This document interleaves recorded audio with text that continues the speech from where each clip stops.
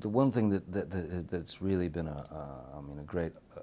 and uplifting experience throughout all this, you know, since the first Pirates, has been really the people, you know,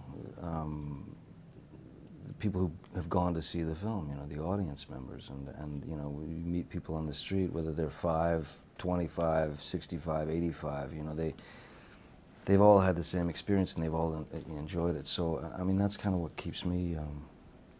moving forward, you know, in this crazy process. Any character that you kind of come up with or create is a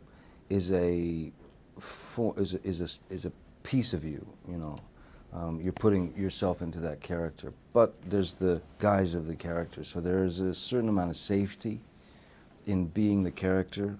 where you feel more safe being the character than you do being just you.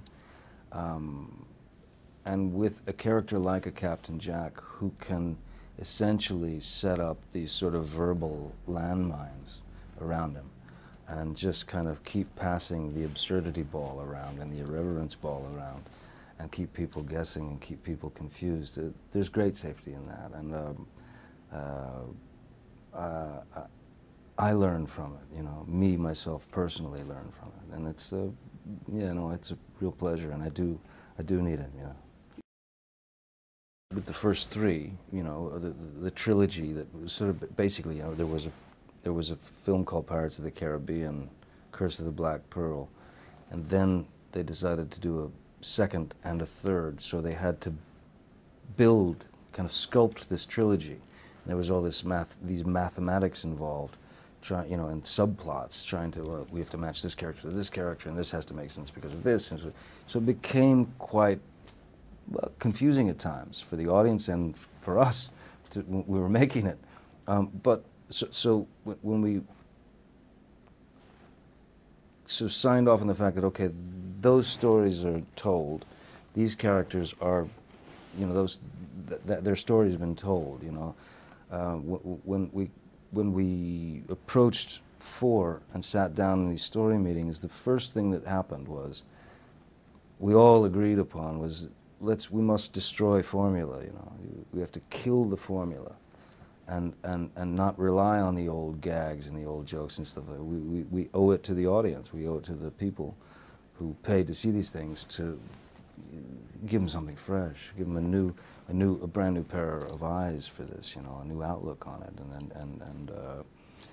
yeah, surprise them. So that was what was really, you know, pulled the trigger for me, you know. Luckily, and you know, very, you know, I was certainly, you know, touched and very honored that they welcomed me into the fold in terms of that process from day one on this one. It was a great experience, you know, because I could, you know, I'd always, on the first 3, I'd always throw my bits in, and I'd always kind of, you know,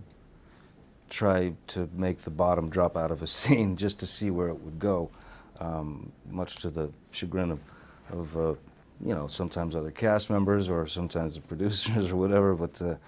you know, I think you got to experiment and try to expand, you know, and have a look around, see what can happen. On this one, I was able to throw it in